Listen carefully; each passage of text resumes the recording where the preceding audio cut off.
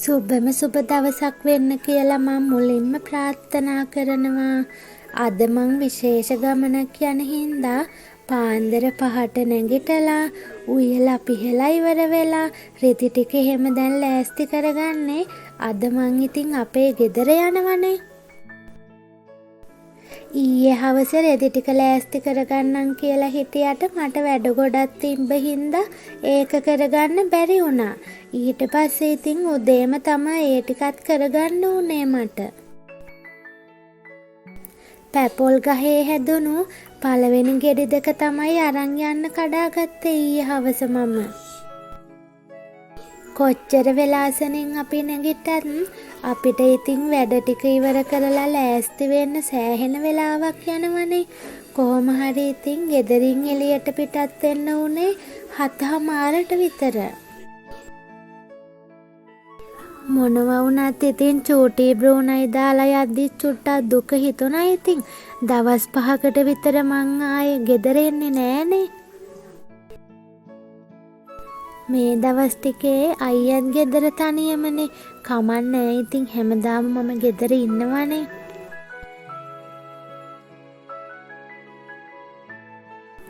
මං කිව්වේ කොච්චර පරක්කු වුණත් වේගෙන් යන්න ඕනේ, හදිස්සි වෙන්න ඕනේ නෑනේ. ඒ බස් එකේ යන්න බැරි වුණොත් නුවරට ගිහින් හරි ගෙදර යන්න පුළුවන්නේ. බලන්නකො ඉතින් උදේ 7:40 විතර වෙද්දි තියෙන අවුව. එතකොට දවල් 12:00 විතර වෙද්දි අපි කොහොම ඉන්නව ඇද්ද කියලා හිතන්නකො.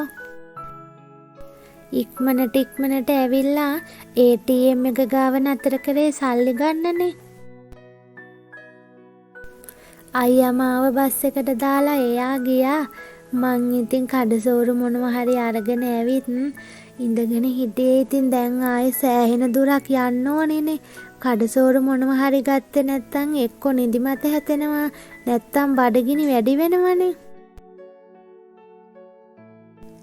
වවුනියාවට අවුමට සමුදීලා ආයෙත් ඉතින් ගම්බින් බලා යන්න තමයි මේ හදන්නේ හුඟ දවසකට පස්සේ. මං ඉතින් වවුනියාවට ආපු මුල් කාලේ නම් තනියම යන්න එහෙම ලොකුවට දන්නේ නෑනේ. එතකොට ඉතින් දෙන්නත් එක්ක තමයි ගෙදර යන්නේ. දැන් නම් ඉතින් තනියම යන්න පුරුදු වෙලා තියෙන හින්දා අවුලක් නෑ. මොකක් හරි හදිස්සියක් වුණත් ඉතින් මට හරි තනියම ගිහින් එන්න පුළුවන්නේ දැන්.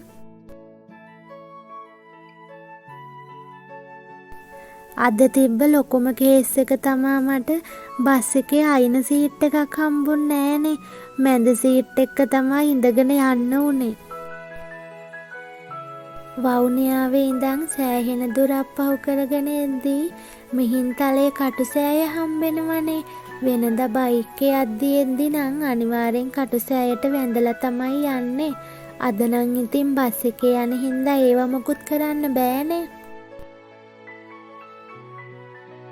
අනුරාධපුරේ වන්දනාචාරිකා එන හැමෝම මිහින්තලයට එනවනේ.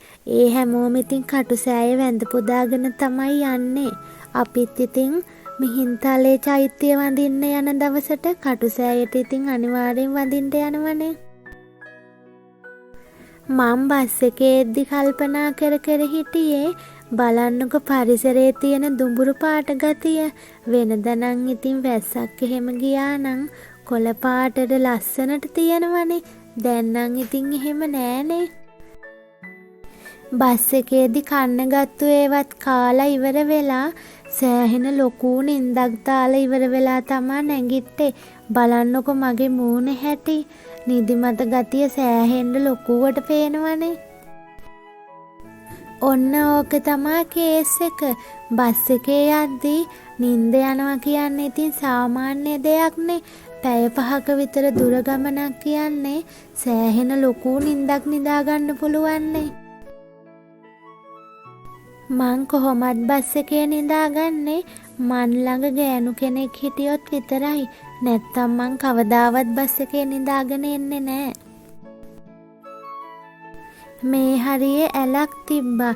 ඒකයි ඒ හරිය කොළ පාටට තියෙන්නේ. නැත්තම් ඉතින් දුඹුරු පාටටමනේ තිබුණේ හැම පැත්තක්ම. බත්තලයායේ ඉඳන් මයංගනයට එච්චර දුර නෑනේ. දැන් ඉතින් මං කොණ්ඩේ එහෙම පීරගෙන ඉවර වෙලා බස් එකෙන් බහින්න තමා හදන්නේ. මං මයංගනේ ටවුන් එකෙන් බැහැලා ඉවර වෙලා මගේ ෆෝන් එකේ පැකේජ් එක ඉවර වෙලා තිබ්බා. ඒකත් දාගෙන ඉවර වෙලා දැන් ඉතින් ගෙදරට මොනවා හරි අරගෙන යන්නත් ඕනේනේ මං යද්දි. අලුත් බස් ස්ටෑන්ඩ් එකේ තමා මේ කෑම කඩේ තියෙන්නේ. ඒකෙන් තමා මං හැමදාම ගෙදරට මොනවා හරි අරන් යන්නේ. මේ කඩේ කේක් එහෙමනම් ඉතින් රහයි. මගේ වැඩ ටික ඔක්කොම කරගෙන ඉවර වෙලා නුවර පැත්තට යන බස් එක්කනේ ඉතින් අපි ගෙදරට යන්න ඕනේ. දැන් මං හෝල්ට් එකේ තමා ඉන්නේ බස් එකක් එනකන්. වෙනදා වතුර වලින් පිරීලා ඉතිරිලා යන මහවැලි ගඟට වෙලා තියෙන දේ බලන්නකෝ අද. පොඩි කාලේ ඉඳන්ම හුරු පුරුදු පරිසරයට ඉතින් මං ආයෙත් ආවනේ. 18 වංගුව පහු කරගෙන උඩට යද්දි ඇඟට දැනෙන සීතල හිතට දැනෙන සතුට ඒවා ඉතින් වචනයෙන් කියලා නිම කරන්න බැරි තරම්.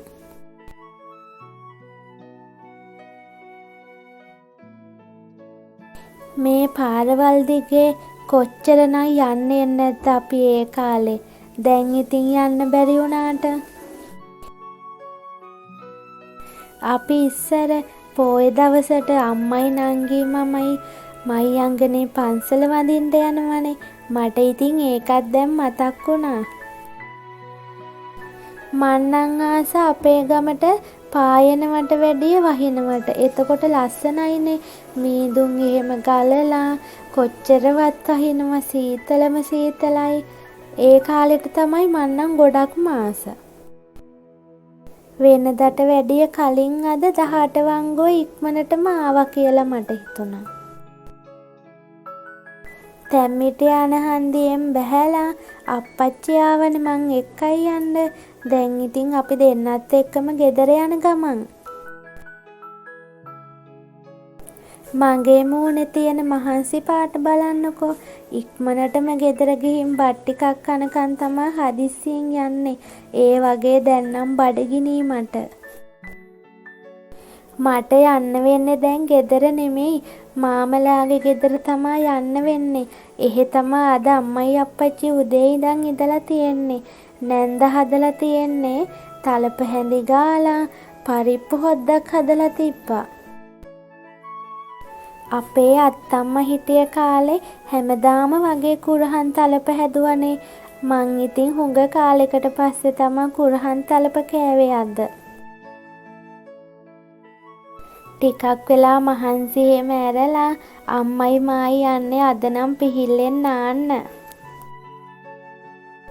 අද නම් ඉතින් හොඳට නාගන්න පුළුවන් සීතලම සීතල වතුර ටිකක්. මොකද ඉතින් වවුනියාවේ සීතල වතුර නෑනේ. අපි දෙන්න හිමියට ලත වෙනවා කියලා අප්පච්චි විජහටම නාගෙන ගියා. අපි දෙන්නත් නාලා ඉවර වෙලා නැන්දලෑ ගෙදර ආයෙත් ගිහින් තේ ටිකක් එහෙම බීලා ගෙදර යන්න ඕනේනේ හවස් වෙන්න කලින්. නැන්දට කොහෙන් හරි ගොරක වගේක් හම්බෙලා තියෙනවනේ. ඒවත් ඉතින් අවුවේ වේලෙන්න දාලා කළුම කළු පාට වෙනකන් ඕවා වේල ගන්න ඕනිනේ. හවස් වෙන්න කලින් ගෙදර යන්න කියලා තමා මේ අපි හදන්නේ. ගෙදර ගිහින් අද වැඩ ගොඩාක් තියෙනවනේ. අපි පොඩි කාලේ නම් මේ පාරට ගල් අතුරලා තිබ්බේ නෑ. පඩි පෙල්නේ තිබ්බේ. පස්සේ කාලේ ඉතින් ඩෝසර් කරලා ගල් එහෙම අතුරලා දැන් ඉතින් වාහනයක් යන්න පුළුවන් තත්ත්වේ තියෙනවනේ. අපේ ගෙදර තියෙන්නේ ලොකු කන්දක් පාමුල. බලන්නකෝ ඉතින් අපේ ගෙවල් පැත්තේ ලස්සන. වහිද්දි තමා අපේ පැත්තට ලොකුම බයක් හිතෙන්නේ. අපේ ගෙවල් දෙකොත් යට වෙලා විනාශ වුණානේ දිත්වා සුලි කුණාටුවට. අප්පච්චි වීල් එක අරන් එන්නේ වෙන පාරක් තියෙනවා. අපි ඔය ආපු පාරේ නම් වීල් එක උඩට අද්දන්නේ නැති හින්දා වෙන පාරක් කපලා තියෙන්නේ වීල් එක ගන්න දැන්. අපේ කලුවට බඩගිනි වෙලානේ. අප්පච්චි ඉතින් කේක් කෑල්ලක් කන්න දුන්නනේ එයාට. නැත්තම් ඉතින් එයා අද දවසම බඩගින්නේද කොහෙදෝ ඉඳලා තියෙන්නේ. බත් කන්න හොර වුණාට කඩචෝරු මොනවා හරි නම් මං වගේම තමා හරි ආසයි කන්න. අම්මා අද නැන්දලෑ ගෙදර ගියේ දොදොල් හැඳි ගන්නනේ. ගෙදර වැඩ බාගෙට කරලා තමා ගිහින් තියෙන්නේ. දැන් ඉතින් ගෙදර අස් කරලා වලම් පිඟන් ටික හොදලා නිදහස් වෙන්න තමා දැන් අම්මත් බලන්නේ. මල් නම් ඉතින් ඕන තරම් මිඳුලේ තියෙනවනේ. මේ පැත්ත නම් මල් කැලේ එහෙමත් හැදෙනවා. සමහර දවස්වල මං මල් අරන් යනවනේ එහෙ හිටවන්න.